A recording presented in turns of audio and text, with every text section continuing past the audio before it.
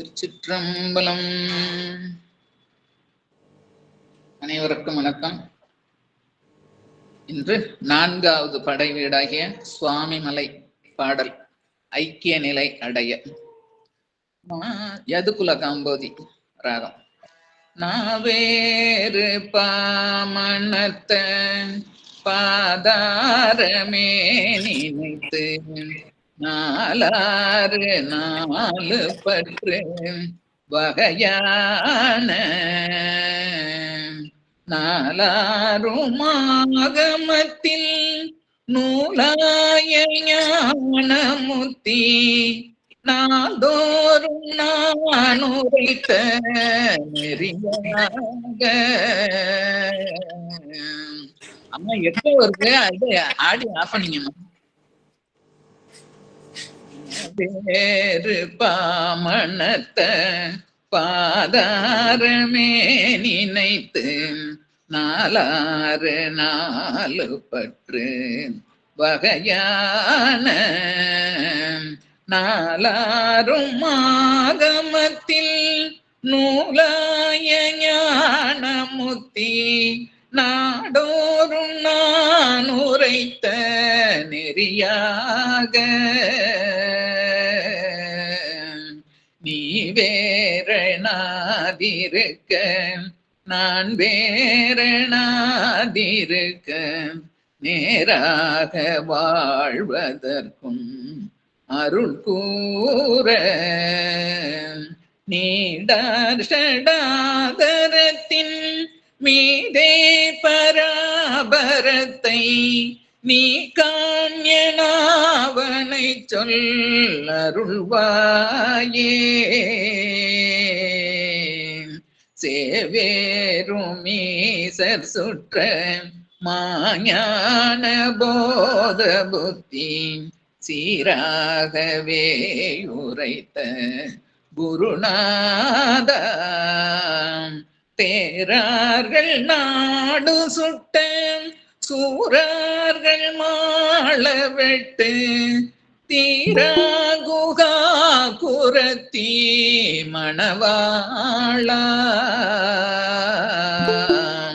காவேரி நேர்வடக்கிலேன் வாவி பூமணத்த காவாசுவாமி வெற்பின் முருகோனே கார்போலும் மேனி பெற்ற மாதாளி வாலை சத்தி காமாரி வாமி பெற்ற பெருமாளே. நீ வேறனாதிருக்க நான் வேறனாதிருக்க நேராக வாழ்வதற்கும் அருள் கூற நீடார்ஷடாதரத்தின் மீதே பராபரத்தை நீ காண்யனாவனை சொல்லருள்வாயே. காமாரி வாமி பெற்ற பெருமாளே நீ காண்யனாவனை சொல் அருள்வாயே. முருகாச்சரணம். இன்று 5வது அமர்வு. குமரசாமி குமரனை அலங்கரிக்க சொற்பொழிவாளரும் முனைவருமாகிய திருமதி சோமசுந்தரி அம்மா அவர்களை சொல்லிய பாட்டின் பொருளுணர்ந்து சொல்லுவார். அப்பர் அருளறி மன்றத்தை அலங்கரிக்க வருக, உங்கள் கருத்தை ஆனந்தமாக தருக. நன்றிம்மா.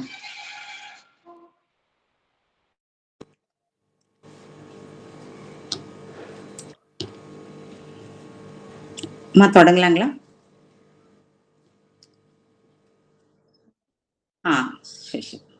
சிவசிவ.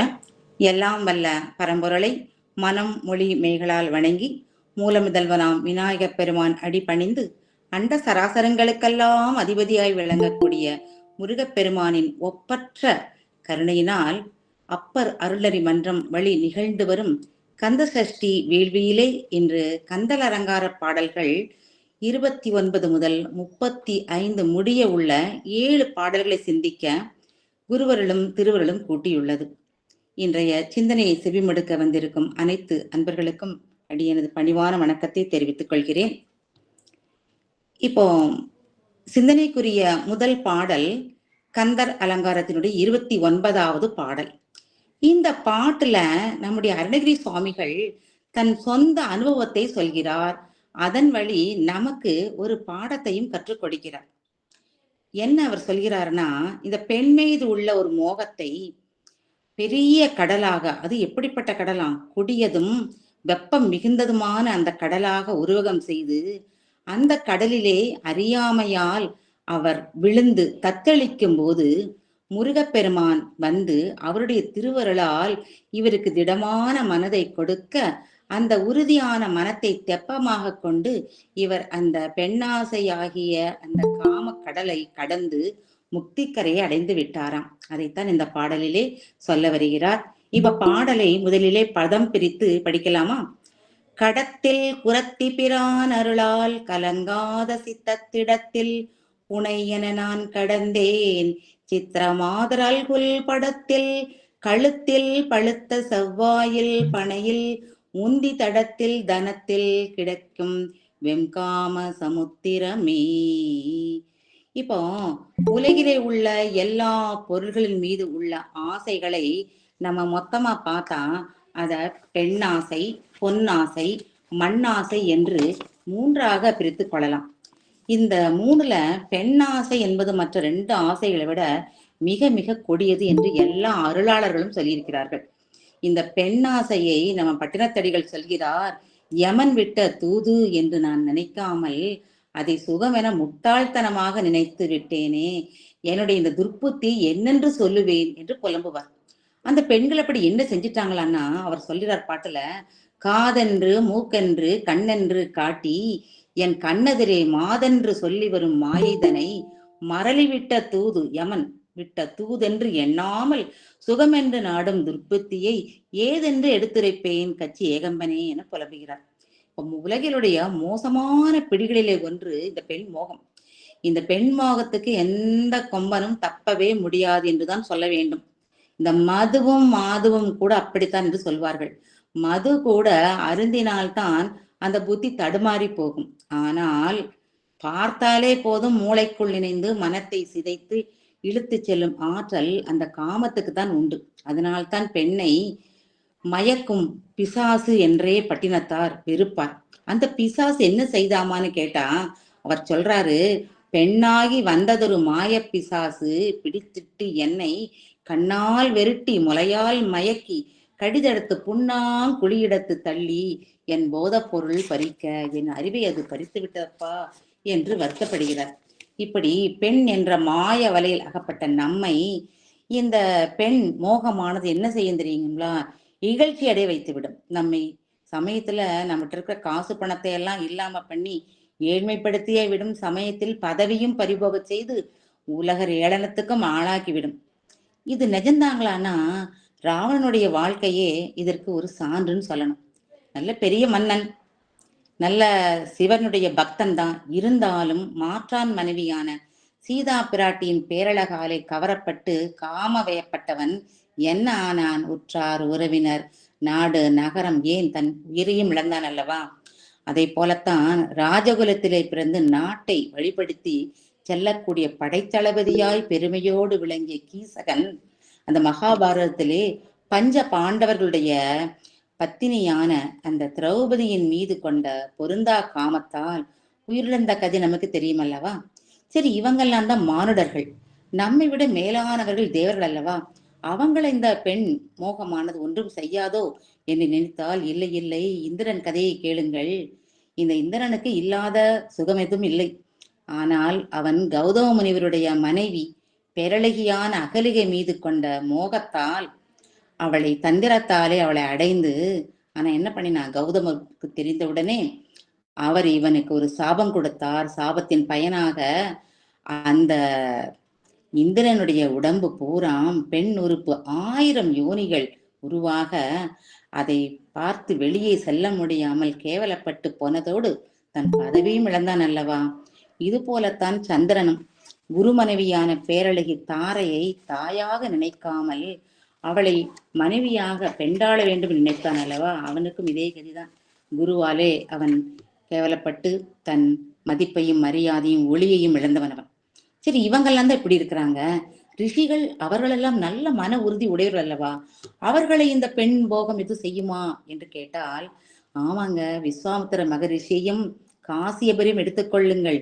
விஸ்வாமித்திர மகரிஷி மேனகியின் அழகால் கவரப்பட்டார். சுக்கிரர் அனுப்பிய மாயை என்ற அழகிய பெண்ணை மோகித்த காசியபரும் 2 பேருமே இவங்களுடைய இந்த பெண் மோகத்தால் தன் தவங்களின் பயன்களையெல்லாம் இழந்தார்கள். இந்த காசியபருடைய பெண் மோகம் தேவர்களையெல்லாம் வதைத்த அந்த சூரபத்மனை அல்லவா தோற்றுவித்தது. இப்படிப்பட்ட காமத்தை மணிவாசக பெருமான் கடலிலே கிடக்கும் சுறா மீனுக்கு ஊமையாக இதில் சொல்லுவாருங்க. திருச்சதகத்திலே சுட்டரித்தல் பதகத்திலே சொல்லுவார். பிறவியாகி இந்த பேராளியில் வீழ்ந்து இருவினை பயன்களாகிய பேரலைகளால் அலைப்புண்டு பற்றுக்கோடு ஒன்றும் இல்லாமல் அந்த கோவை பழத்தை ஒத்த சிறந்த இதழ்களை உடைய இளம் பெண்கள் என்ற சூறை காற்றாலை சுழற்றப்பட்டு நான் அந்த சுறா மீனின் வாய்க்கிட்ட போய் நெருங்கி சின்னாபினமாக பார்த்தேன். நல்ல வேளை இறைவன் திருநாமம் என்ற கட்டுமரத்தை பற்றி கொண்டு முக்தி அடைந்தேன் என்று சொல்வார். இதே போலத்தான் இன்றைய பாடலிலும் அருணகிரி சுவாமிகள் காமத்தை வெம் காம கடலாக உருவகப்படுத்துகிறார். சிறு வயதிலே அறியாமையால் காமக்கடலிலே போய் விழுந்து விட்டேன். அப்படி என்னை விட செய்தவங்க யார் தெரியுமா என்று அடுத்த 2வது வரல சொல்றாரு பாருங்க. சித்திர மாதர் என்கிறார். சித்திர மாதர் என்றால், சித்திரன்னா அழகியது, மாதர்கள் என்றால் அந்த மாதர்கள் எல்லாமே தங்களை பிறர் பார்த்து மயங்க வேண்டும் என்பதற்காக தங்களை ஸ்பெஷலா அலங்கரித்துக் கொண்ட பெண்களாம். இவர்களுடைய இடுப்பழகிலே நான் மயங்கி விழுந்தேன், கழுத்திலே மயங்கினேன், கண்ணிலே மயங்கி விழுந்தேன், செவிதழிலே மயக்கமுற்றேன், மூங்கில் போன்ற தோள்களிலே மயங்கினேன், நாபி குழியாகிய தடாகத்திலே மூழ்கியே போய்விட்டேனே.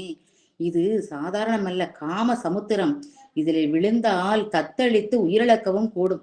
இப்போ உலகிலே நமக்கு ரொம்ப வெக்கையா இருக்குன்னா கடற்கரை இருக்கிற ஊர்ல என்ன செய்வாங்க? பீச்சுக்கு போய் நல்ல குளிர்ந்த காற்றை வாங்கி வருவார்கள். ஆனால் இந்த காமக்கடல் இருக்கக்கூடிய இடத்திற்கு போனால் அது என்ன செய்யும்? நமக்கு இருக்கக்கூடிய வெப்பத்தை தூக்கி விட்டு கூடுதல் வெப்பத்தை தரும். இந்த காமம் ரொம்ப வெம்மையானது. அது உடம்பையும் உணர்வையும் உயிரையும் சுட வல்லது. பெண்ணாசையாகி இந்த காமத்தை கொடிய தீக்கு ஊமையாக சொல்லுவாங்க. ஆனா தீ கூட பாருங்க தொட்டால் தான் சுடும். ஆனால் காமத்தீயோ தொடாமல் தள்ளி விலகி இருந்தாலும் சுட்டு நம்மை இல்லாது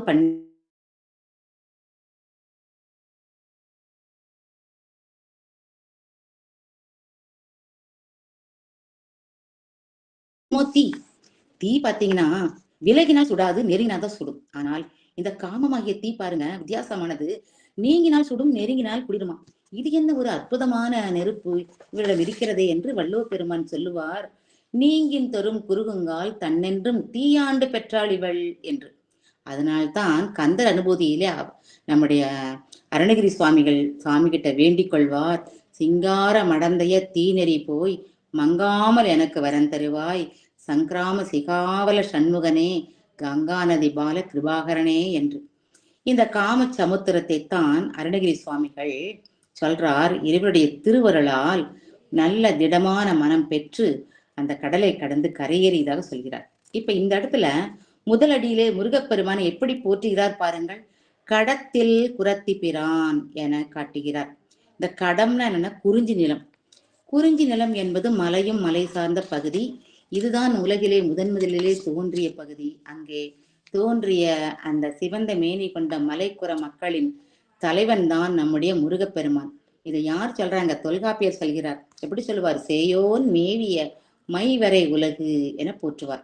அப்ப சேயோன்கிறதுக்கு எத்தனையோ பொருள் இருந்தாலும் ஒரு பொருள் மற்றவர்கள் அணுக முடியாத வகையில் மிக உயரத்தில் இருப்பவன் என்று. முருகப்பெருமானை அதனால்தான் திருமுருகாற்றுப்படை குறிஞ்சி கிழவோன் என்றும் மலை கிழவோன் என்றும் போற்றும். அப்புறம் பாருங்க முருகப்பெருமானை எப்படி நமக்கு அறிமுகப்படுத்துகிறார் பாருங்க. சிவபாலன் என்றோ உமைமைந்தன் என்றோ தேவ குஞ்சரி மணவாளன் என்றோ அறிமுகப்படுத்தாமல் குரத்தி பிரான் என குறிஞ்சி நில குறவர்கள் மகளான வள்ளியம்மையினுடைய தலைவன் என அறிமுகப்படுத்துகிறார். ஆமா, இந்த வள்ளியம்மை என்பவள் யார் என்றால் இந்த பிரபஞ்சத்திலே உள்ள நம்மை போன்ற ஆன்மாதான். ஆனால் நல்ல பக்குவம், மேலான பக்குவம், அதி தீவிரதர பக்குவம் சொல்லுவாங்க. அந்த நிலையிலே உள்ள ஆன்மா. உண்மையிலே உலகிலே உள்ள நம்மை போன்ற சீவராசிகளுக்கெல்லாம் பிரதிநிதியாய் வள்ளியம்மை நிற்கிறாள். அவள் இச்சாசக்தியினுடைய உருவம். பரம்பொருளுக்கு சீவன் மேல் எப்பவுமே ஒரு கருணை உண்டு. ஒவ்வொரு சீவனும் பாச பந்தங்களுக்கு அப்பாற்பட்டு பக்குவப்பட வேண்டிய காலத்திற்காக அந்த முருகப்பெருமான் காத்து கொண்டே இருக்கிறான். அந்த பக்குவம் வந்துருச்சுன்னா போதும், ஓடி வந்து அவர்களை ஆட்கொள்வான். இப்ப வள்ளி என்ற சிவாத்மாவை நம்ம கொஞ்சம் சிந்திப்போம். அவள் பிறந்த குலம் எதுங்க? வேடுவர் குலம். வேடுவர்கள் எப்படிப்பட்டவர்கள்? அற்றற்றைக்கு இறை தேடுபவர்கள், அன்றைய பசையை தீர்த்துக் கொள்பவர்கள், அன்றாட தேவைகளிலும் ஆசை கொண்டவர்கள். இறைவனை பற்றி தெரியுமா? தெரியாதவர்கள். நம்ம கண்ணப்ப நாயனார் சிந்தித்து பாருங்கள், அவர் அப்படிப்பட்டவர் தானே. ஆனா இந்த வேடுகளின் அரசனான நம்பிராஜன் இந்த கதையில முற்றை தவ பயனாய் ஒரு பெண்முத்தை வள்ளி கிழங்கு செடிக்கடியிலே கண்டெடுத்து வளர்த்தி வருகிறான். அந்த வள்ளி என்ற சீவன் மற்ற சீவன்களை விட கொஞ்சம் மேம்பட்ட சீவன். அவள் இறைவனை பற்றி கேள்விப்பட்டிருக்கிறாள், ஆனால் அறியவில்லை. நேரே காண விளைகிறாள். அற்றற்றைக்கு இறை தேடாமல் மறுமைக்கு முக்தியை தேடுகிறாள். அதுக்கு என்ன செய்யறாளா? அவ அட்டாங்க யோகம் மூலமாக பெருமுயற்சி செய்கிறாள். இந்த அட்டாங்க யோகத்திலே 8 நிலைகள் உண்டல்லவா? அதிலே முதல் நிலையான இயமம் நியமம் மூலம் உயிர் கொடி கொண்டுள்ள அந்த உடலை கோவிலாக போற்றுகிறாள். இந்த புற அழுக்குகள் படாமல் சிற்றேனல் காக்கிறாள். இதற்காக யோகாசனம் பயில்கிறாள். ஆலோலம் பாடி மகிழ்கிறாள். ஹம்சோகம் என்ற பிராணாயாம தியான வழிபாடு அவருக்கு உதவுகிறது. சுவை, ஒளி, ஊறு, ஓசை, நாற்றம் எனும் பஞ்சேந்திரியங்களாகிய வெளி விஷயங்கள் இருந்து தன்னை அப்புறப்படுத்துகிறாள். பிரத்யாகாரம் என்ற யோக வகையால் எதிர்மறைகளான கோபம் மற்றும் மத மாச்சரியங்களை அறவே ஓட்டி விடுகிறாள். இதைத்தான் அருணகிரி சுவாமிகள் குருவி ஓட்டி திரிந்த பெண்ணாக வள்ளியம்மையை நமக்கு அறிமுகப்படுத்துவார். இப்ப தியானம் மற்றும் தாரணை மூலமாக மனதை ஒருமுகப்படுத்தி அவள் தவம் மேற்கொள்கிறாள். இந்த சமாதி என்ற 8வது அங்கத்திலே பரபிரம்மத்துடன் ஒன்றுவதற்குண்டான நிலை பெற அவளது முயற்சி மட்டும் போதாதில்லையா? அந்த தருணத்தில் தான் பரமாத்மாவான முருகப்பெருமான் அவளை ஆட்கொள்ள வருகிறான். ஆக நம்மை போன்ற சீவா மக்களும் நல்ல உயர்ந்த பக்குவம் பெற்ற நிலையிலே அந்த ஆன்மாவுக்கு பிரானாக நம்முடைய முருகப்பெருமான் வந்து நம்மையும் ஆட்கொள்வான். இந்த வள்ளி மணவாளன் திருவருளால் அன்றி நம்ம காம சமுத்திரத்தை கடக்க இயலாது என்று நம்முடைய அருணகிரி சுவாமிகள் இந்த இதிலே சொல்கிறார். வள்ளலாரும் கூட தன்னுடைய பாடல் சொல்வார் இல்லைங்களா, ஒருமையுடன் இணைந்து திருவடி நினைக்கின்ற உத்தமதம் உறவு வேண்டும் அப்படி சொல்லிட்டு மறுவு பெண் ஆசையை மறக்க வேண்டும், உன்னை மறவாது இருக்க வேண்டும் என்றே வேண்டுவார். நாமும் அப்படித்தான் வேண்டிக் கொள்ள வேண்டும். இந்த அருணகிரி சுவாமிகள் காம கடலை கடக்க எது உதவிதாம் அப்படின்னா கலங்காத திடமான மன உறுதி என்ற தெப்பத்தின் துணையால் அப்படின்னு சொல்லுவார். இந்த மனத்தின் இயல்பு என்னங்க? எப்பவும் சபலப்படுவது, ஊசலாடுவதுதான். நல்ல திடமான மனதை எப்படி நம்ம பெறுவது அப்படின்னா அதுக்கு ஒரே வழி இறைவன் திருவருளை பெறுவதுதான். அது எப்படி பெறுவது? உலகப்பற்றை விட்டால்தான் திருவடி பற்றை பெற முடியும். முருகனின் திருவடி ஆகிய திருவருளை கெட்டியாக அல்லும் பகலும் அனவரதமும் அவன் சிந்தனையில் இருக்க நம் சித்தம் திடம்பெறும். எப்படிப்பட்ட கடலையும் கடந்து பேரான நிலையை அடையலாம் என்று நமக்கு அருணகிரி சுவாமிகள் இந்த பாடல் மூலம் நமக்கு ஒரு கருத்தை சொல்கிறார். அடுத்த பாடல் 30வது பாடல். இந்த பாடலிலே தன்னுடைய மனத்துக்கு இடித்துரைத்து அறிவுரை சொல்வது போல நமக்கு அறிவுரை சொல்ல போகிறார். பாருங்க, முதல்ல பாடலை பதம் பிரித்து படிக்கலாமா? பால் என்பது மொழி, பஞ்ச் என்பது பதம், பாவையர் கண் சேல் என்பதாக திரிகின்ற நீ செந்திலோன் திருக்கை வீரென்கிளை, கொற்ற மயூரம் என்கிளை, வெற்றி தண்டை கால் என்கிளை, மனமே எங்கனே முக்தி காண்பதுவே அப்படின்னு கேட்கிறார். என்ன சொல்றார்? பெண் வித்து பிடித்தவர்களுக்கு தான் விரும்பக்கூடிய மாதருடைய பேச்சு எப்படி இருக்கும்னா அந்த பாலை போல அப்படி தித்திக்குமா. அவர்கள் விழுந்து கிடக்கக்கூடிய அந்த பெண்களுடைய கால்கள் அந்த பாதத்தை பாக்குறாங்களா, அந்த பாதம் பஞ்சு போல மெத்து மெத்துன்று அவர்களுக்கு மென்மையானதாக இருக்கிறதாம். மேல அப்படி பாக்குறாங்க, அவருடைய கண்களை பார்க்கிறார்கள். அந்த கண்களோ துள்ளி விளையாடும் மீனை நினைவூட்டும்படி காணப்படுகிறதாம். இப்படி பாவையரது பாதாதி கேசங்களை அப்படி என்ன பண்றாங்க, பலப்பலவாறு புகழ்ந்தும் கவி பாடியும் அவமே திரிந்து உழல்வார்கள் இந்த பெண்பித்தர்கள். பட்டணத்தடிகள் இந்த பாவையரை பற்றி எப்படி சொல்றாங்க தெரியுமா? இவர் இப்படி சொல்றார், அவர் எப்படி சொல்றாரு பாருங்க. ஊத்தை சரீரத்தை ஆபாச கொட்டிலை ஊன் பொதிந்த பீத்தல் துருத்தியை சோரிடும் தோற்பையை பேசறிய காற்றில் பொதிந்த நிலையற்ற பாண்டத்தை காதல் செய்தே ஏற்றி திரிந்து விட்டேன் இறைவா கச்சி ஏகம்பனே என தன்னையே சாடிக்கொள்வார். இந்த உலகத்துல நமக்கு எதுக்குங்க பிறப்பெடுக்கிறோம்? அது நம்முடைய நோக்கம் என்ன? இந்த உடம்பை கொண்டும் மீண்டும் பிறவாமையாகிய முக்தியை பெற வேண்டும் தான். ஆனா சுவாமி கேட்கிறார், மனமே நீயோ இந்த உடம்பை கொண்டு முருகப்பெருமானை துதித்தாயா? அவன் அற்புதமான வேலை புகழ்ந்தாயா? இல்லை. அவன் மயிலையாது போற்றி துதி செய்தாயா என்றால் அதுவும் இல்லை. உருணர் தாங்கிய மதனுடைய நோன்தாள் என சரணடைந்தவருடைய துன்பத்தை போக்குவதோடு அதுவரை காரணமான அறியாமையையும் போற்றி உடை தெரிந்து அந்த முருகன் திருப்பாதங்களையாவது நீ போற்றி துதி செய்தாயா என்றால் அதுவும் இல்லை. இப்படி இருந்தா உனக்கு எப்படி முக்தி கிடைக்குமப்பா என்று மனத்தை பார்த்து வினவுவது போல நம்மை பார்த்து கேட்கிறார். சரி, இப்ப நம்மில் வெகு சிலருக்கு ஒரு கேள்வி எழலாம். வெகு சிலர் நல்லா கவனிங்க. ஏன்னா முருகனை துதின்னு சொன்னா பரவாயில்ல, ஆனா என்னங்க அவர் கைவேலை போற்றி தொலை சொல்கிறீர்கள், மயிலை தொலை சொல்கிறீர்களே என்ன அப்படின்னு கேட்டா, இந்த முருகனாக வேல் உருவகப்படுத்தப்பட்டு உள்ளது. இப்ப தொன்மையான கோவில்கள் எல்லாம் பாத்தீங்கன்னா அந்த காலத்துல முருகன் சிலையே இருக்காது. சான்றாக நம்ம கோயம்புத்தூர்லயே சூலூர் அருகிலே உள்ள பூராண்டன் பாளையம், அதே மாதிரி அந்த வட ஆற்காடு மாவட்டத்திலே உள்ள திருப்பத்தூர், சில கோயில் சொல்றேன் பாருங்க, மதுரை மாவட்டம் பசுமலைக்கு அருகில் உள்ள குமரகம், இந்த கோயில்கள் எல்லாம் முருகன் சிலையே கிடையாது, வேல் மட்டுமே வழிபாட்டுக்குரியது. ஏன்னா வேல் என்பது முருகனின் அடையாளம். முருகன் என்ன வடிவனன்? அவன் ஞான கண்ணிலிருந்து தோன்றியன் அல்லவா, ஞான ஸ்கந்தன், ஞானமே வடிவாக இருப்பவன். அந்த ஞானம் எப்படி இருக்குங்க? நல்ல ஆழ்ந்து அகன்று கூறியதாக இருக்கும் அல்லவா. இப்ப இந்த வேலை பாருங்கள், வேலின் தோற்றம் பாருங்கள், அதுவும் அப்படிதான் நீண்டு ஆழ்ந்து அகன்று கூர்மையாக இருக்கிறது அல்லவா. அதனால்தான் சொல்றாங்க இந்த வேல் முருகப்பெருமானினுடைய அடையாளம்தான். முருகனை தொழுவதும் ஒன்றுதான், வேலை தொழுவதும் ஒன்றுதான். அந்த முருகனுக்கு கருணையும் உண்டு, ஞானம் மட்டும் இல்லை. ஏன்னா வள்ளுவர் சொல்லுவார், எங்கெல்லாம் ஞானம் இருக்கோ அங்கே கட்டாயம் கருணையும் இருக்கும் என்று சொல்லுவார். எப்படிங்க? அறிவினால் ஆகுவதுண்டோ பிறன் நோய் தன்னோய் போல் போற்றா கடை. மற்றவர் துன்பத்தை போற்றாமல் அதை கஷ்டப்படுத்துறவங்களுடைய கஷ்டத்தை நீக்காம இருக்கிறவன் அறிவிருந்தும் அறிவில்லாதவன் அல்லவா, ஆனால் அவன் கட்டாயம் கருணை இருக்கும் என்கிறார். ஆக நம்முடைய முருகப்பெருமானும் ஞானவான், அதனாலே அவன் கருணையானவன். கந்தபுராணம் சொல்கிறது அல்லவா, கருணை கூறு முகங்களாரும் கரங்கள் 12 கொண்டே ஒரு திரு முருகன் உதித்தான் இங்கு உலகம் உய்ய என்று. சரி, வேலும் கருணைக்கு அடையாளம் தானா என்றால் கந்த புராணம் அதற்கு சான்று தருகிறது.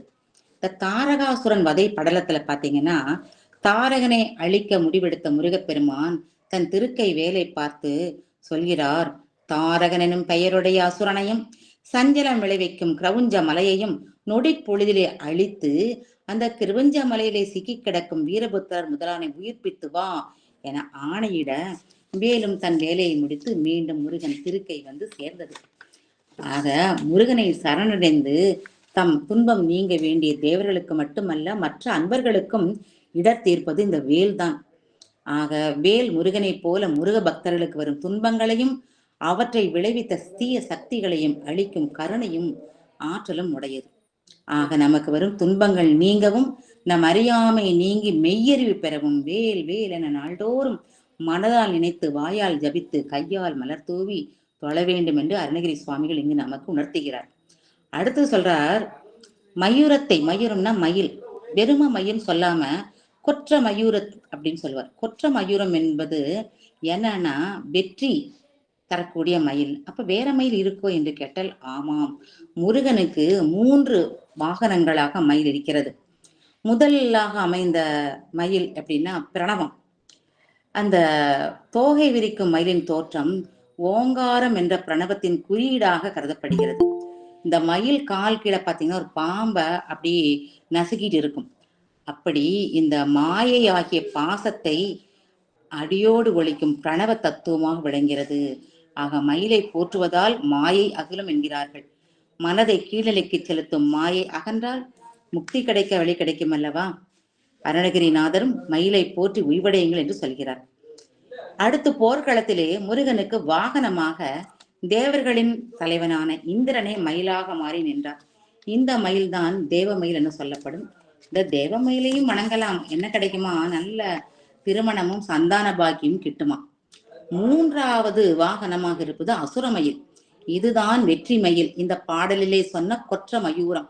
இந்த மயில் சூரபத்மனை வதம் செய்த பிறகு கிடைத்த வெற்றியினுடைய அடையாளம்.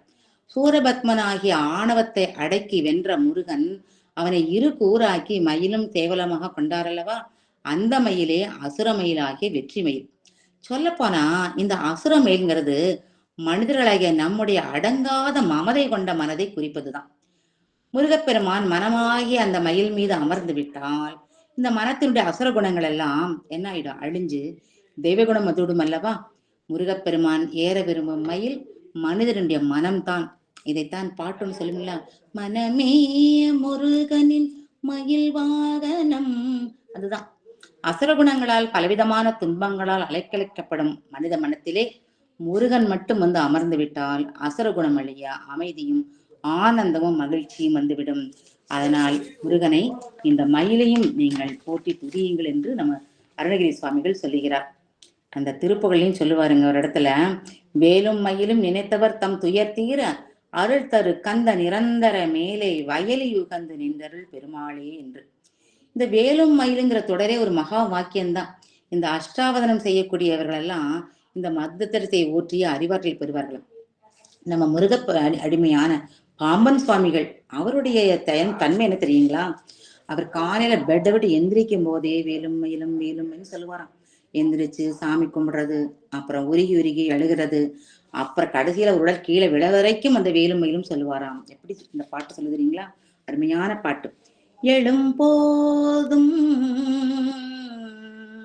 வேலும் மயிலும் என்பேன், எழுந்தே மகிழ்ந்து தொழும் போதும் வேலும் மயிலும் என்பேன், தொழுதே உருகி எழும் போதும் வேலும் மயிலும் என்பேன், அடியேன் உடலம் வீழும் போதும் வேலும் மயிலும் என்பேன், செந்தில் வேலவனே என்று.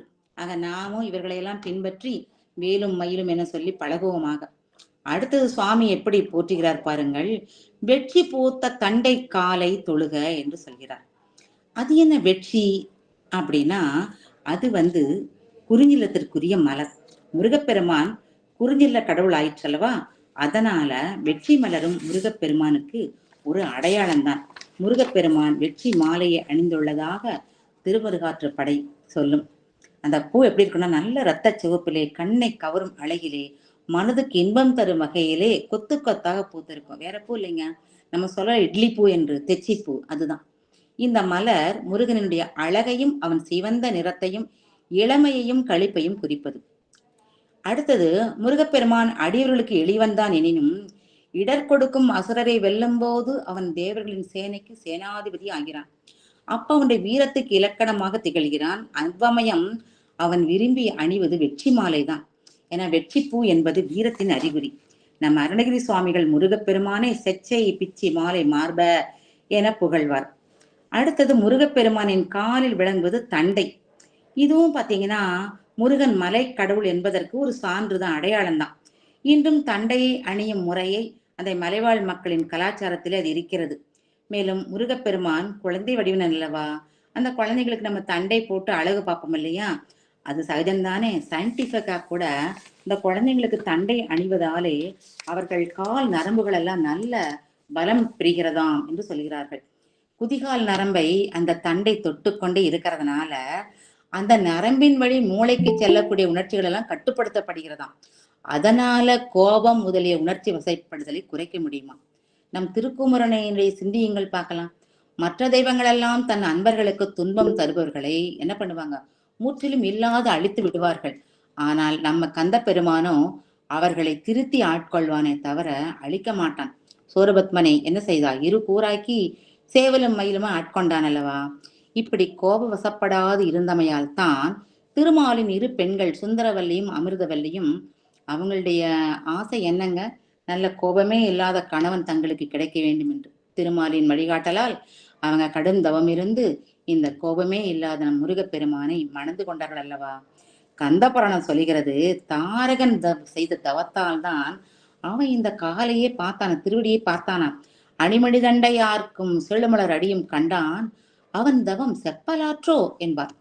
ஆக இப்படி வெற்றி போவும் தண்டை அணிந்த காலையும் துதித்தால் முக்தி கிட்டுமோ அப்படின்னு சந்தேகப்படுறவர்களுக்கு திருமூலர் சொல்லுகிறார், கேளுங்க, திருவடியே சிவமாவது தேரில் திருவடியே சிவலோகம், சிந்திக்கில் திருவடியே செல்கதியது செப்பில் திருவடியே தஞ்சம் உள் தெளிவார்க்கே என்று.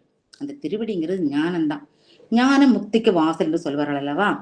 ஆக இந்த திருவடியை தனித்து நம்ம தரிசிக்க வணங்க வணங்க நமக்கு முக்தியானது கிட்டும்.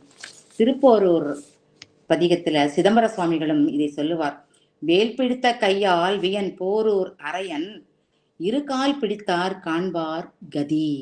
கதிங்கிறது என்னங்க, சாயுச்சிய பதவி.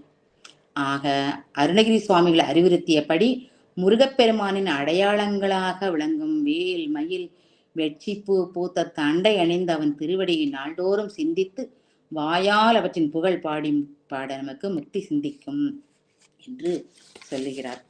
அடுத்தது பாடல் 31.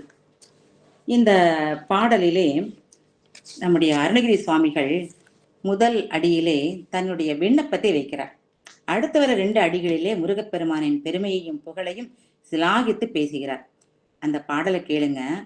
பொக்க குடிலில் புகுதா வகை புண்டரீகத்தினும் செக்க சிவந்த கடல் வீடு தந்தருள் சிந்து வெந்து கொக்கு தரிபட்டு எரிபட்டு உதிரம் குமு குமு என கக்க கிரி உருவ கதிர்வேல் தொட்ட காவலனே.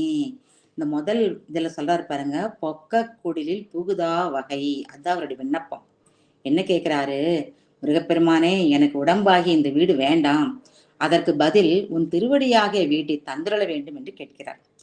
பாடல்ல தன் உடம்பு எப்படி சொல்றாரு பாருங்க, பொக்க குடில்ங்கிறார். பொக்கம்னா அழியக்கூடிய குடிசை வீடுங்கிறார். இந்த உடம்பு நமக்கு யார் தந்தாங்க அப்படின்னு நம்ம யோசிக்கும் போது நம்முடைய தாய்மான சுவாமிகள் வந்து விடுகிறார். அவர் சொல்றார், நான் சொல்றேன் கேளுங்க, நாம ஒரு காலத்திலே தனித்து கிடந்தோம். எப்படிங்க, காரிட்ட ஆணவ கருவறையில் கண்ணிழந்த குழவி போல் கிடந்த நமக்கு இறைவன் கருணையின் காரணமாக இந்த உடம்பாகிய வீடை தந்தார் அப்படிங்கிறார். இப்ப நமக்கு என்ன தோணும், இந்த வீடு என்னங்க உலகியல் வீடு போல நல்ல கல்லு சிமெண்ட் மரம் இரும்பால செய்யப்பட்ட வீடா அப்படின்னு கேட்டா அப்பர் பிரான் ஓடி வருகிறார்.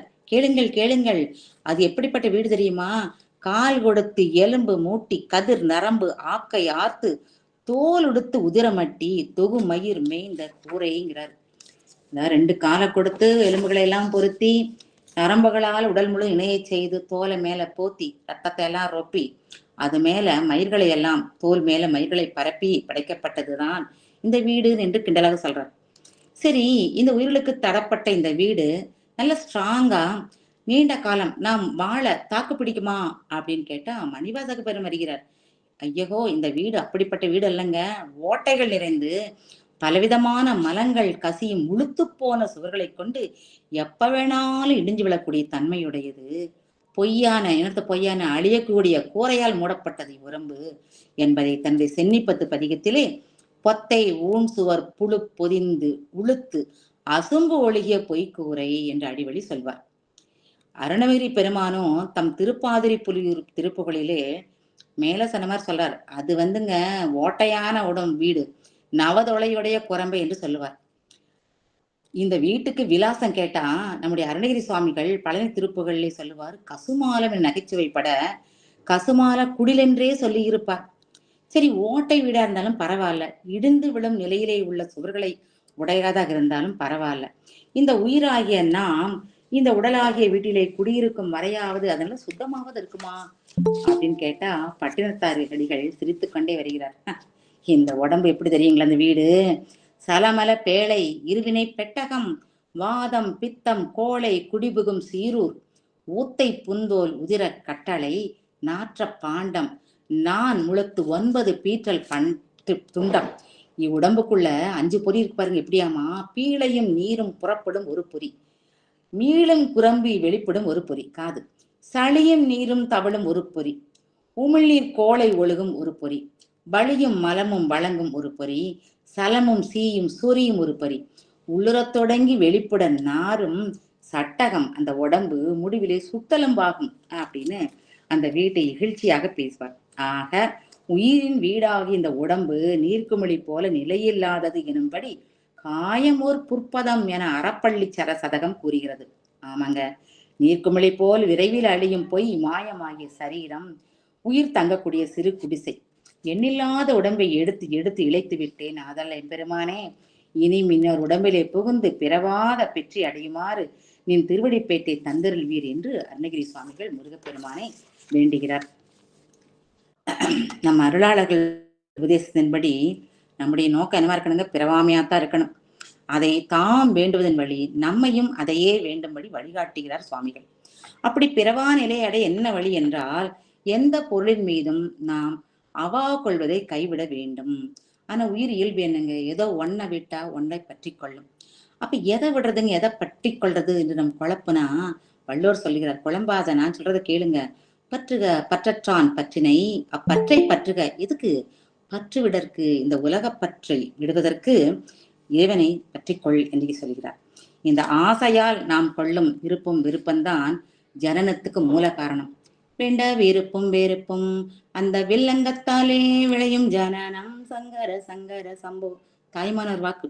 இப்படி உலகப்பற்றால் அவை மீதான ஆசையால் நாம் செய்யக்கூடிய நல்வினை தீவினைகளை மீண்டும் நமக்கு உடம்பு வருவதற்கு ஒரு காரணம். அதைத்தான் பட்டினத்தாடிகள் சொல்லுவார், வினை போகமே ஒரு தேகம், வினைதான் நீங்கள் திணை போதும் நில்லாது உடம்பு. சரி, அப்படி நீங்குச்சுன்னா அதுக்கு என்னங்க பண்ணணும் அப்படின்னு கேட்டா அதுவும் சொல்றார். எனவே உடம்பு நீங்க சிவன் பாதம் நினை, முருகன் திருவடியை நினை, நினைப்போரை மேவு, நினையாதாரை விட்டு நீங்கு என நமக்கு உபதேசம் செய்கிறார். இப்படி முருகப்பெருமானோடு பரம்பொருளோடு இருந்தாலும் ஆசைகளை துறக்க வேண்டும். ஏன்னா பற்றுதல்கள் தான் ஆன்மீக வளர்ச்சிக்கு தடை. திருமூலரையே ஆசையறிமின் ஆசையறிமின் ஈசனோடாயினும் ஆசையறிமின். ஏன்னா ஆசை படப்பட ஆய்வரும் துன்பங்கள் ஆசை விட விட ஆனந்தமாமே என்று நம்ம பெரிய புராணத்தில் சேக்கிழார் சுவாமிகள் சொல்வார், அடியார்கள் வீடும் வேண்டா விரலையறான், அந்த முக்தி கூட வேண்டி கேட்காத நல்ல திறமான மடம் உடையவர்களா. ஆக ஆசையே பிறப்புக்கு காரணம். அதனால அதை விட்டுட்டா நமக்கு கருவில் பிறக்கக்கூடிய நிலை வராது. நம் திருவாவடுதுறை மடத்தினுடைய குலதெய்வமான மாதவ் சிவஞான முனிவருடைய சோமேசர் முதுமொழி வெண்பா என்ற ஒரு நூலிலே ஒரு பாடல் பாருங்க.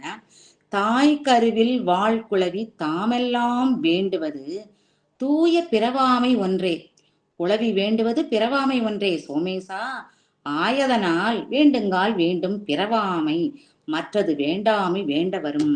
எனக்கு கருவாய் அம்மா வயிற்றுல இருக்கும் போதே இந்த குழந்தை என்ன வேண்டுதாமா? பிறவாமைதான் வேண்டுதான். அதைத்தான் அப்பர் சுவாமிகளும் கருவாய் கிடந்துன் கடலே நினையும் கருத்துடையேன் என பாடுவார். இறைவன் நமக்கு பிறவியாக உடம்பை தந்ததே பிறவாமையை அடைய செய்யத்தான். இந்த உடம்பை கொண்டே முக்கரன் வழிபாடு செய்து சிவநெறியில் நின்றால் நமக்கு பிறப்பு என்ற பேதமை நீங்கி சிறப்பினும் செம்பொருளாகிய பரம்பொருளை காண்பது எளிது என்று சொல்கிறார்கள். ஆக நம் அருணகிரி சுவாமிகள் சொல்கிறார், பிறவாமை கெட்ட முருகப்பெருமான் திருவடியை சேர்வீர்கள். சேருன போய் நடந்து போறது இல்லைங்க, இடையராது சிந்திப்பல் என்றாகும். அப்புறம் சொல்றான், திருவடி எப்படி இருக்குதான்னா புண்டரீகம்ங்கிறார். புண்டரீகம்னா செந்தாமரை. அந்த புண்டரீகத்தினும் செக்க சிவந்த கலலாம். தாமரையே அழகான கலர், சிவந்த கலர். அதை விட சிவந்த நிறத்திலே இந்த கலர் இருக்கிறதாம். இதை சொல்லும் போது குறுந்தொகை பாடிய பெருந்தேவனார், பாரதம் பாடியவர், அவர் இந்த கடவுள் வாழ்த்துல சொல்றாரு, முருகனின் திருவடியை தாமரை புரையும் காமர் சேவடி என்று போற்றுவார். அவன் திருவடி மட்டுமல்லங்க, அவன் மேனி முழுவதுமே அப்படி சிவந்த நிறந்தானா. அவன் மேனி வண்ணம் பவளம் போலும் இருக்கிறது. அவன் உடுத்தும் ஆடைகளோ அந்த குன்றிமணி இருக்கும் பார்த்தீங்களா, அதுல இருக்கிற அந்த காவி நிறத்தை போன்று நிறம் உடையது அவருடைய ஆடை. அவன் கையில் தாங்கி இருக்கக்கூடிய வேலோ கிரவுஞ்ச மலையை பிளந்ததால் உண்டான குருதி எண்ணெய் கலர்ல இருக்குமோ அந்த ரத்த கலர்ல இருக்குதான். கொடியும் சிவப்பு நிற சேவலை தாங்கி உள்ளார். இப்படி முருகன் சம்பந்தப்பட்ட எல்லாமே ஒவ்வொரு சிவப்பு நிறமாக இருக்கிறது. முருகப்பெருமான் குழந்தை அல்லவா, அதனால அவனுடைய பாதம் செந்தாமரையும் போல இளஞ்சிவப்பு நிறமாக அப்படி அற்புதமாக விளங்குகிறது என்று சுவைப்பட சொல்வார். நம்ம அருணகிரி சுவாமிகளும் கந்தரனுபூதி பாடலிலே கையோ ஐயிலோ கடலோ முழுதும் செய்யோய் மயிலேறிய சேவகனே என்று முருகப்பெருமானை சேயோன் செம்மை நிறத்தவன் நம்மை செம்மைப்படுத்துவன் என காட்டித் தருவார். இறைவனுடைய திருமேனியிலே அந்த திருவடியை பற்றி சொல்லும்போது பரிபாடல் சொல்லுது, நம்ம நினைக்கிறோம் தலைக்கு தலைதான பிரதானம் என்று. ஆனா பரிபாடல் புலவர் சொல்கிறார், நின்னில் சிறந்த நின்தாள் இணையவை. இந்த ரெண்டும் தான் பரஞானம் அபரஞானம், நூல் ஞானமும் அனுபவ ஞானம் ஆகிய திருவடியே கதி என பெற்றவருக்கு இந்த ரெண்டு ஞானம் வாய்க்க பெற்று அவர்கள் மெய்ஞானம் பெறுவதாலே வீடு பெரிய எளிதாக கிட்டும் என்று சொல்கிறார். அதனால்தான் நம்முடைய அருணகிரி சுவாமிகள் சொல்கிறார், பொய் வைத்த புலால் உடம்பில் வாழாது மெய் வைத்த விமலன் திருவடி வீட்டிலே வாழ வேண்டும். பிறவியாகிய வெயிலுக்கு எம் பெருமான் திருவடியே நிழல் தரும். நிழலிலே சென்றால் நம் உடம்பின் நிழல் மறைவது போல பிறவியாகிய நிழல் ஐயன் திருவடி நிழலிலே மறையும் என்று சொல்கிறார். அடுத்து கடைசி 2 அடிகளிலே முருகப்பெருமானின் புகழை, அவன் வல்லமையை போற்றி கதிர்வேல் தொட்ட காவலனே என மனமுருகி விழிக்கிறார். முருகப்பெருமான் கடலிலே ஒளிந்து மாமரமாய் நின்ற ஆணவமடியுமான அந்த சூரபத்மனை அழிக்கதற்காக என்ன செய்யறாரு, முருகனின் வேல் அந்த கடல் நீரை வற்றச் செய்து மாமரமாகின்ற சூரனை 2 பிளவாக முறித்து அதனால் வெளிப்பட்ட குருதி கிரவுஞ்சமலையை ஊடுருவி சென்றதாம். அந்த கடலிலே மாமரத்தை அறுத்த வேலோன் வேற்படையால் நம் வினையும் அறுத்து பிறவியினுடைய வேரையும் வேரோடு அறுப்பான் என்று சொல்கிறது இந்த பாடல். அருணகிரி சுவாமிகள் வேண்டுகிறார், கதிர்வேல் தொட்ட காவலனே, நீர் கடலை வற்றச் செய்தது போல என் பிறவி கடலையும் வற்றச் செய்வீர். கிரவுஞ்சமலையை எப்படி பிளந்தீரோ அது போல நான் செய்த வினைகள் எல்லாம் அப்படியே சேர்ந்து பாறை போல இறுகி கிடக்கிறது. அந்த தீவினை குன்றையும் பிளந்து இல்லாமல் செய்வீர். ஆணவ வடிவாய் நின்ற சூரனை அழித்தது போல என் தற்போதத்தையும் அழித்தருள்வீர் என்று அவர் நமக்கு சொல்கிறார். அடுத்த பாடல் பாருங்க, 32வது பாடல். இங்கேயும் சொன்ன மாதிரி மாதர்களுடைய ஆசையை விட்டு என்னை காப்பாற்றுவாய் என்றே இங்கேயும் கேட்கிறார் பாருங்க. பாட்டை கேளுங்க. கிளைத்து புறப்பட்ட சூர் மார்புடன் கிரி ஊடுருவ தொலைத்து புறப்பட்ட வேல் கந்தனே, துறந்தோர் உள்ளத்தை வளைத்து பிடித்து பதைக்க வதைக்கும் கண்ணார்க்கு இழைத்து தவிக்கின்ற என்னை என்னால் வந்து ரட்சிப்பையே என்று கேட்கிறார். இந்த பாடல்ல பாருங்க, குறிப்பா முருகனே, குமரனே, சண்முகனே, வேலாயுதனே என்று செயலாமல் கந்தனே என்று விழிக்கிறார். அது ஏன் தெரியுமா? கந்தன் என்ற சொல்லுக்கு பகைவர்களின் பராக்கிரமத்தை வற்றச் செய்பவன் என்று வடமொழி நிகண்டு பொருள் கூறுகிறது. தேவர்களின் சேனாதிபதியான முருகப்பெருமானுக்கு அந்த சூரபத்மன் பகைவன். அந்த அசுரனும் லேசுப்பட்டவன் அல்ல, பெரிய பராக்கிரமசாலி, மிகுந்த வன்மையுடைய வச்சிர யாக்கை உடையவன். சிவபெருமானிடம் கடுந்தவம் இருந்ததன் காரணமாக 108 யுகங்கள் உயிர் வாழவும் 1008 அண்டங்களை ஆளவும் வரம் பெற்றவன். தேவர்களுக்கு எதிரான அவன் படையிலே அவன் தம்பிமார்கள் சிங்கமகாசுரன், தாரகாசுரன், இன்னும் அவன் மகன்கள் பானுகோபன், இரணியன், அக்னிமுகன், இன்னும் திண்மையான தோல் வலிமையுடைய 1008 அண்டங்களிலே உள்ள படை வீரர்கள் இருந்தாங்க. இப்படி தம் சொந்த பந்தாங்களோடு கிளைத்து புறப்பட்டானா சூரபத்மன். அருணகிரி சுவாமிகள் சொல்கிறார். அவனுடைய மார்பையும் கிரவுஞ்ச மலையையும் தம் வேலால் துளைத்து அவன் பராக்கிரமத்தை இல்லாமல் செய்து விட்டார் அல்லவா. அதனால்தான் இங்கே முருகப்பெருமானை கந்தன் என்று அவர் போற்றி வணங்குகிறார். இன்னொரு பொருள் என்னன்னா, இந்த கந்தன் என்பதற்கு தூண், சரி, குற்றி ஆகிய பொருள் உண்டு என்று தமிழ் அகராதி சொல்கிறது. மரம் அல்லது கல்லாலான தூணத்திலே தெய்வம் உறைவதாக மக்கள் நம்பி வழிபட்டு வருவதை நம்ம இன்னைக்கு கூட பாக்குறோம் தானுங்க. நம்ம சங்ககால இலக்கியமான அகநானூரிலும் ஒரு பாடல் வரி வரும், பொதியில் கடவுள் போகிய கரும்தாள் கந்தத்து என. பொதியில்னா பொதிய மலை, அந்த பொதிய மலையிலே மலைக்கடவுளான முருகன் இருப்பது கந்தத்தில் தூணில் என்று அது அழகாக சொல்கிறது.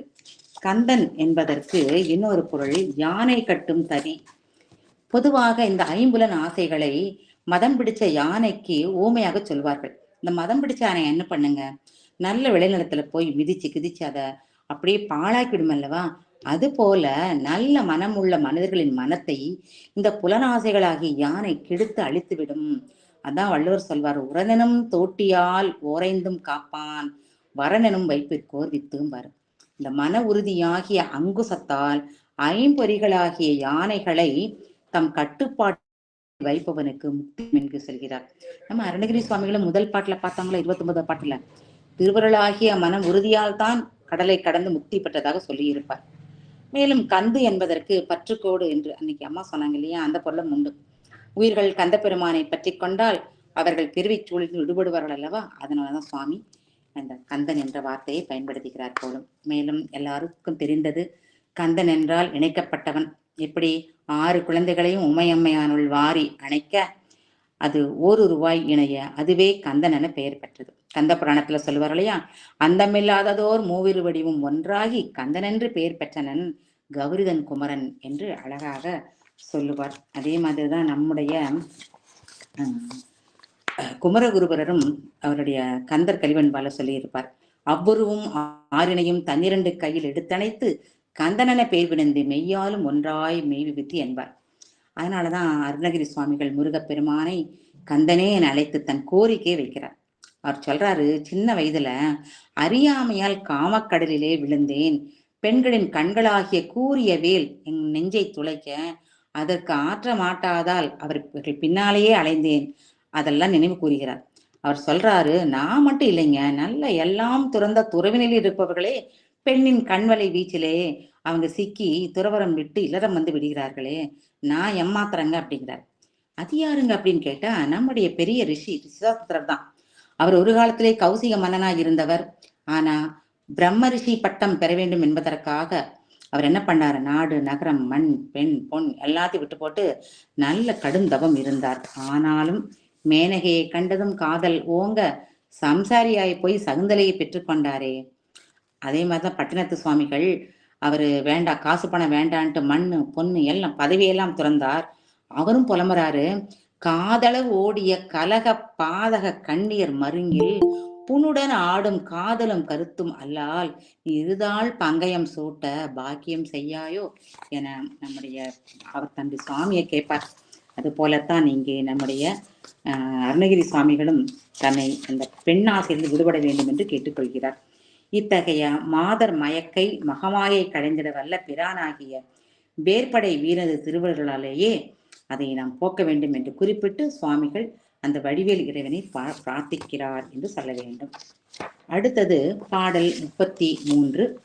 இந்த பாடலிலே முருகன் திருநாமத்தை ஓதுபவர்களுக்கு பிறவி துன்பமும் வறுமை துன்பமும் தாக்காது என்று சொல்ல வருகிறார். இப்போ பாடலை ஒரு முறை பதம் பிரித்து படிக்கலாமா? முடியா பிறவி கடலில் புகார், அதான் முதலுது.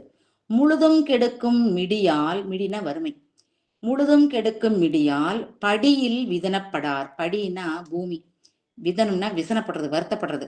அப்ப 2 சொல்றார் பாருங்க, முடியா பிறவி கடலிலே புகார், முழுதும் கிடக்கும் வறுமையால் பூமியிலே விதனப்படார்.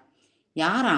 வெற்றிவேல் பெருமான், அடியார்க்கு நல்ல பெருமான், அவனர் குலமடங்க பொடியாக்கிய பெருமான், அவன் திருநாமம் புகழ்வரே. அவனுடைய திருநாமத்தை புகழ்ந்தால் இதெல்லாம் நம்மை தாக்காதுங்கிறார். எப்படி போற்றுகிறார் பாருங்கள். முருகப்பெருமானை வெற்றிவேல் முருகன் என்கிறார், வெற்றிவேல் பெருமான் என்கிறார். முருகனுடைய வீரத்தை தான் இங்க புகழ்றார். வேல் என்பது வெல்லும் தன்மை உடையது, தன்னை ஏந்தியவருக்கு வெற்றியை தருவதால் அது வெற்றி வேல் ஆயிற்று. முருகன் கைவேல் வெற்றிக்கு அடையாளம் மட்டுமல்ல, தீமைகளையும் அதை செய்யக்கூடிய தீயர்களையும் அழிக்கும் சக்தியாக இருக்கிறது. முருகப்பெருமானை மனதார வேண்டுபவர்களுக்கு முருகனுக்கு முன்னாலே வேல் வந்து நமக்கு காப்பாத்துமா. பாம்பன் சுவாமிகள் வேலை படை அரசு என போற்றுவார்.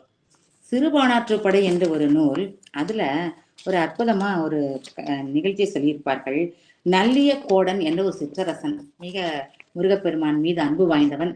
அவன் கனவிலே முருகப்பெருமான் தோன்றி சொன்னாராம், நீ கஷ்டப்படாத, உன் கேணியிலே பூத்த பூக்களை பறித்து பகைவர்கள் மீது எறின். அதே மாதிரி அவன் செய்ய அந்த பூக்கள் எல்லாம் வேலாக மாறி அவர்கள் அழித்து விட்டதாம். மேலும் திருவிளையாடல் புராணத்திலே உள்ள கடல் சுவர வேல் விட்ட படலம் அது என்ன சொல்லுதுன்னா, மதுரையை அழிக்க பொங்கி வந்த கடலை என்ன பண்றதுன்னு உக்கரபாண்டி நினைக்கிறான். அப்பதான் அவனுக்கு தோன்றுகிறது, முருகப்பெருமான் தந்த வேலை கடலை நோக்கி வீச அந்த வேலானது நீரை வற்ற செய்து விட்டது. ஆக நம் அருணகிரி சுவாமிகள் வேல் கடலை வற்ற செய்தது போல வேலாயுதனுடைய திருநாமம் பிறவி கடலை வற்ற செய்யும். அதனால் நீங்க எப்பவும் அந்த நாமத்தை ஜபியுங்கள் என்று நமக்கு சொல்கிறார். அடுத்து சொல்றார், பெருமாளை எப்படி போற்றுகிறார் பாருங்கள். அடியாருக்கு நல்ல பெருமானவர். முருகப்பெருமானின் அருளுக்கும் ஆசிக்கும் பாத்திரமான அருந்தவ சீரர்கள் எண்ணற்றோர். இத்தகைய ஞானிகளுக்கு முருகப்பெருமான் கனவிலும் நனவிலும் வந்து அவர்கள் ஆன்மீக நதியிலே முத்தெடுத்து மகிழ்ந்தார்கள். சான்றாக ஒரு 2 பேர்த்த பார்க்கலாம்.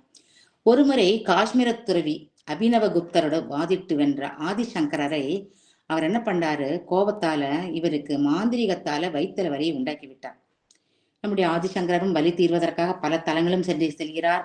ஆனா வலி போக மாட்டேங்குது. கடைசியில் திருச்செந்தூர் வந்து அங்கதானே சூரபத்மனை வென்றார். அந்த தலத்திற்கு வந்து பன்னீர் இலை விபூதி சாப்பிட்ட பிறகு அந்த வலி அறவே நீங்க. அப்போதான் சுப்பிரமணிய புஜங்கத்தை பாடி அருளுகிறார். அது போல பாம்பன் சுவாமிகள் ஒரு முறை கணுக்காலிலே குதிரை வண்டியின் சக்கரம் ஏற கால் எலும்பு முறிந்து போகுது. மருத்துவர்கள் சொல்றாங்க இவருக்கு வயசாச்சுங்க, கால் எலும்பெல்லாம் கூடாதுன்றாங்க. ஆனா நம்ம சுவாமிகளோ சண்முக கவசத்தை நம்பிக்கையோடு பாடி வர வர வர முருகப்பெருமான் வயல் வாகனத்தின் மீது வந்து காட்சியளிக்க அவர் கால் எலும்பு சேர்ந்து அவருக்கு குணமாச்சான். இப்படின்னு நம்ம சொல்லிட்டே இருக்கலாம் ஒவ்வொருத்தரையும். அருணகிரி சுவாமிகள், குமரக்கோட்டம் கண்ட கச்சியப்ப சிவாச்சாரியார், வள்ளிமலை சுவாமிகள், வாரியார் சுவாமிகள், நம்ம பாலன் தேவராய சுவாமிகள் சொல்லிட்டே போலாம். ஆனா கந்தபுராணம் அதனாலதான் பொதுவில் சொல்கிறது, அவன் அடியார்க்கு இனிவன் என்பதை சீரும் போதமும் அழிவில் வீடும் போற்றினாருக்கு அருள வல்லவன் என்று சொல்லும். அடுத்து என்ன சொல்றாருங்க, அவனர் குலமடங்க பொடியாக்கிய பெருமான். நம்ம பிறவிக்கும் தரித்திர நிலைக்கும் காரணமாக இருப்பது என்னங்க, நம்ம வினை தொகுதி தானே. அசுரர்களாகிய அந்த வினை தொகுதியை முழுதும் வேரோடு அளித்த மகிமை உடையவன் நம் முருகப்பெருமான். இப்படிப்பட்டவன் திருநாமத்தை ஓத ஓத என்ன பலன் கிடைக்குமா, முடியாத பிறவியாகிய கடலில் புகார். அருளாளர்கள் எல்லாருமே பிறவியை கடலாக, பிறவி பெருங்கடல் சமுத்திரம் என்று சொல்வார்கள். நாம செய்த நல்வினை தீவினை பயன்களாகிய இன்பமும் துன்பமும் தான் அலைகளாக மாறி மாறி நம்மை அங்கும் இங்குமாக அலைக்கழிக்கும். இந்த கடலை முடியா கடல்பார். ஏன் அப்படின்னா, இந்த பிறவிகள் தோறும் வினைகள் தொடர்வதால பிறவியும் தொடரும். பாண்டி கொடுமுடி திருப்புகளிலே இதைத்தானே சொல்லுவார். இருவினை பிறவி கடல் மூழ்கி இடர்கள் பட்டழிய புகுதாதே என்று. அப்படி கடலிலே ஓயாது அலை வீசுவது போல ஓயாமல் புல்லாய் புழுவாய் மரமாய் கல்லாய் மனிதராய் பேயாய் கணங்களாய் மாறி மாறி பிறந்திருந்து வளர்வதால் தான் இந்த பிறவியை கடக்க முடியாத கடல், முடியா கடல்னு சொல்கிறார். அடுத்து முருகன் திருநாமம் ஓதுவதனால ரெண்டாவது சொல்றாரு, வறுமை பிணி அண்டாதுன்னு. முருகப்பெருமானிடம் அவ்வை பாட்டி பதில் சொல்லுவா. சாமி கேட்பார், எது கொடிது என்று சொல்வா. கொடிது கொடிது வறுமை கொடிது, அதனினும் கொடிது இளமையில் வறுமைம்பா. உண்மைதானங்க. ஒருவிடம் பல நல்ல நற்குணங்கள், நல்ல குடிப்பிறப்பு, கவர்ச்சியான தோற்றம், கவர்ச்சியான பேற்று, நல்ல ஒழுக்க சீலம் எல்லாம் இருந்திருந்தாலும் வறுமையுடன் இருப்பவனை இந்த சமூகம் மதிக்கிறதா? நம்ம அருணகிரி சுவாமிகளே பாருங்க, நல்ல குடியிலும் குலத்திலும் பிறந்து சிறந்த குணவான், அற்புதமான சந்தங்கள் இயற்றும் புலவராக இருந்தும் விலைமாதர் பழக்கத்தாலும் வேறு பல தீய பழக்கங்களினாலும் கொடிய வறுமை எய்தியவர் என்பதை அவரது திருப்புகழ் பாடல்களே நமக்கு சொல்லும். வறுமையாகிய தீயின் மேற்கிடந்து நெளியும் நீள் புழுவாயினிற்கு இறங்கி அருள்வாயே என முருகப்பெருமானிடம் இறந்து கேட்பார். அதனால்தான் வறுமையின் தன்மை பற்றி கந்தர் அனுபூதியிலே சொல்றார், வறுமை என்ற பாவி பிடித்து விட்டால் வடிவு, தனம், மனம், குணம், குடி, குலம் எல்லாம் அடியோடு அழியும். வறுமையால நல்ல சுகங்களை இந்த பிறவியில அழிமிக்க முடியாது. மேலும் அறம் செய்வதற்கு வறுமை தடையாய் இருப்பதால் மறுமையிலும் அவன் வாடுவான் எனும்படி இன்மை என ஒரு பாவி மறுமை இன்மையும் இன்றி வரும் என பொய்யாமலை புலவர் சொல்கிறார். ஆக முருகநாமத்தை அனுதினமும் ஓதினால் இதெல்லாம் இல்லாமல் போய்விடுங்கிறார். அதைத்தான் நம்முடைய திருப்புகளிலே சொல்வார், இசைப்படு சடாச்சர மதாலே இகபர சௌபாக்கியம் அருள்வாயே என்று சொல்வார்.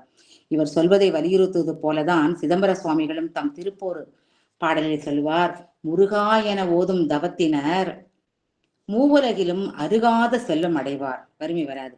வியாதி அடைந்து நையார் ஒரு காலமும் துன்பம் எய்தார், பரகதி உற்றிடுவார். அவங்களுக்கு என்ன கிடைக்கும்? முக்தி கிடைக்குமாமா. ஒரு காலம் நாடு புகார், மேலேயே போயிடுவாங்க என்று சொல்வது இங்கு நினைவுக்கு வரும். ஆக நாமும் முருகநாமத்தை ஓதி அருணகிரி சுவாமிகள் நமக்கு சொன்னது போல நல்ல ஒரு முக்தியை அடைவோமாக. அடுத்தது பாடல் 34. இது ஒரு பிரார்த்தனை பாடல் என்றே சொல்ல வேண்டும். இந்த பாடலிலே அருணகிரி சுவாமிகள் முருகனை நோக்கி, மறுபடியும் அதே கதை தான் அவருக்கு, அடியேன் விலைமாதர் கண்வலையில் சிக்கி வெளிவர முடியாது தவிக்கிறேன், இதிலிருந்து விடுபட எனக்கு நல்ல ஞானத்தை நீ தர வேண்டும் என்று வேண்டுகிறார். நம்மளும் அப்படிதான் வேண்டணுங்க. இப்ப பாடலை பதம் பிரித்து படிப்போமா? பொட்டாக வெற்பை பொருத கந்தா, தப்பி போனது ஒன்றற்கு எட்டாத ஞானக்கலை தருவாய், இருங்காம விடாய் பட்டார் ஆறு இறை திருகி பருகி பசிதணிக்கும் கட்டாரி வேல்வழியார் வலைக்கே மனம் கட்டுண்டதே என்று புலம்புகிறார்.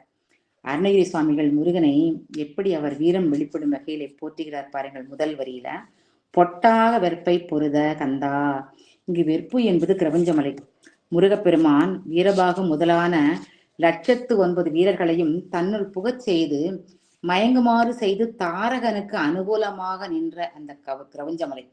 முருகன் தன் திருக்கை வேலை விடுத்து மலையை பிளந்து வழி செய்து அனைத்து வீரர்களையும் விடுவித்து அருள் புரிந்தார். இப்படி முருகனை போற்றிய கையோடு தம் விண்ணப்பத்தை வைக்கிறார். தப்பிப்போனது ஒன்றுக்கும் எட்டாத ஞானக்கலை தர வேண்டும் என்று. தப்பிப்போனது யாருங்க? யார்கிட்ட இருந்து அப்படின்னு கேட்டீங்கன்னா சொல்றாரு, தப்பி போனது என் மனம். யார்கிட்டமிருந்து? கந்தனை விட்டு, அவரை நினைவதை விட்டு தப்பித்த ஒன்றுக்கு உதவாதவனாக தாம் இருப்பதாக அருணகிரி சுவாமிகள் சொல்றார். நன்னெறியை விட்டு விலகி சென்ற எனக்கு அப்படியும் உயிரினை சொல்லாமல் ஒன்றற்கு என அகிருணையில் சொல்கிறார் பாருங்கள். அப்படிப்பட்ட தாழ்ந்தோனாகி எனக்கு மெய்ஞானம் தருவாயாக என்கிறார். அடுத்து வரும் அடிகளிலே தப்பிப்போன தாம் எந்த நிலையில் இருப்பதாக கூறுகிறார் பாருங்கள். இருக்காம விடாய்ப்பட்டார் உயிரை திருகி பருகி பசிதணிக்கும் கட்டாரி வேல்வெளியார் வலைக்கே மனம் கட்டுண்டதே என்று சொல்கிறார்.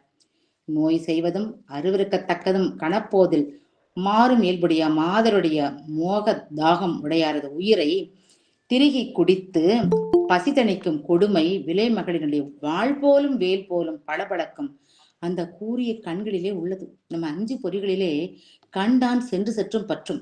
அந்த கண்வீச்சால் காம வயப்பட்ட ஆணை மயக்கி அந்த வலைவீச்சிலே அவனது மனமாகிய பறவையை அந்த பெண்கள் பிடித்துக் கொள்கிறார்களாம். இதைத்தான் தாய்மானவர் சொல்லுவார், திண்ணிய நெஞ்ச பறவை சிக்க உலர்காட்டில் கண்ணி வைப்பார் மாயம் கடக்கினால் என்னாலோ என்று அவரும் வருந்துவார். ஆக அருணகிரி சுவாமிகள் பெண்மோகத்தை உண்டாக்கும் அவர்கள் கண் வலையில் படாதிருக்க எனக்கு நல்ல மெய் ஞானத்தை தர வேண்டும். எது நிலையானதோ அந்த குரலின் மீது எனக்கு பற்றை வையுங்கள், அதற்கு எனக்கு அருள் செய்கின்ற சொல்கிறார். அடுத்து கடைசி பாடல் 35வது பாடல்.